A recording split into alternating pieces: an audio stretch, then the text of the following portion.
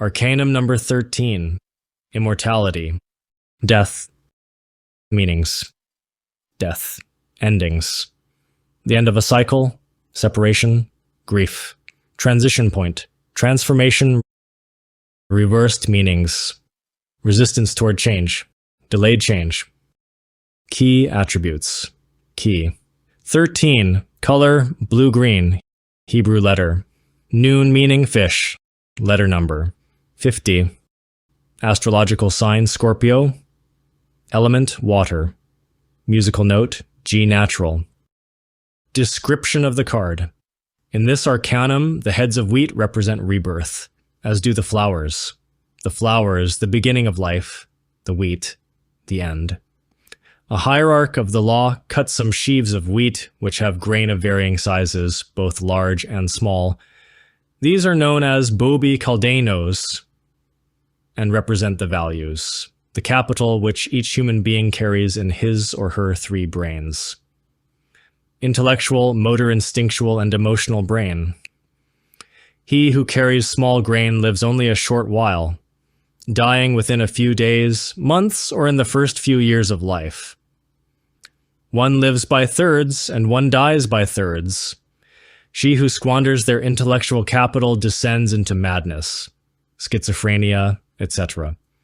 He who abuses his motor or movement center ends up being deformed, etc. She who misuses her emotional center suffers from ailments of the heart.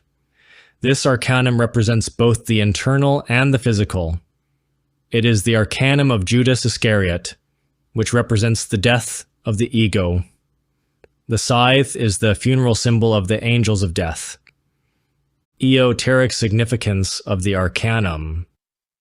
Death is really the return to the womb. Life and death are 2 phenomena of the same thing, samsara, existence. Death is a subtraction of fractions. When the mathematical calculation ends, all that remains are the values of consciousness. The values of the personality are subtracted.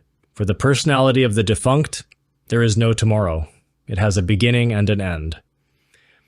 Trapped within the ego are the values of the consciousness. These, seen clairvoyantly, resemble a legion of phantoms. This is what continues. The return of the values is a mechanism of nature. The soul really does not return because man has not incarnated his soul. Only the values return. When the hour of death arrives, the angel of death attends the deathbed of the dying one, having the duty to cut the cord of existence. In the precise instant of exhaling the last breath, the angel of death removes the individual from their physical body, and with his scythe, cuts the silver cord. This is a mysterious silvery thread which connects the internal bodies with the physical body. This magnetic cord can extend or reduce to infinity. It is due to this cord that we can reincorporate in the physical body in the moment of awakening after sleep. The dying usually see the angel of death. They, when working, dress in funeral garb and take on a spectral, skeletal appearance, grasping the scythe with which they cut the silver cord. They assume this gloomy appearance only whilst working. Apart from this, they adopt very beautiful forms. At times of children, at times of ladies, or of venerable elders. The angels of death are never evil or perverse. They always work in accordance with the great law. Each one has his hour to be born and his exact moment to die. The angels of death are very wise. They develop and operate under the ray of Saturn. They know not only all that which is related to the commonplace and normal death of the physical body. These ministers of death are as well profoundly wise in all that which is related with the death of the pluralized I. Proserpina, the queen of the infernos, is also Hecate, the blessed goddess Mother Death, under whose direction the angels of death work. Mother Space, transformed into Mother Death, dearly loves her children, and for this reason, she takes them. The blessed goddess Mother Death has the power to punish us when we violate the law and authority to take our life. She is, indubitably, only one magnificent facet of our mystic dyad, a splendid form of our own being. Without her consent, no angel of death would dare to break the thread of life. The silver cord, the Antakarana. 3 human forms go to the grave. A, the physical body. B, the vital body or lingam sarira. And C, the personality. The physical body in a gradual process disintegrates within the grave. The vital body floats before the sepulchre, its phosphorescent specter at times being visible to persons who are very psychic. It disintegrates slowly as the physical body disintegrates. The personality is energetic, is formed during the first 7 years of childhood, and is strengthened with time and experiences. The personality is a child of its time, born in its time.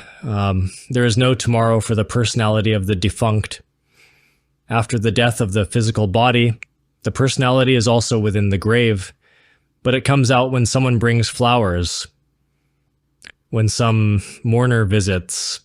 It moves about the cemetery and returns to its grave. Within the cemetery, it slowly disintegrates. That which continues, that which does not go to the grave, is the ego, the self, the myself, the I, which is a particular sum of I devils that personify our psychological defects. That which continues after death is not then very beautiful. That which is not destroyed along with the physical body is none other than a multitude of devils, of psychic aggregates, of defects. The only decent thing that exists within all those caverniculous entities that constitute the ego is the essence, the psyche, the buddhata.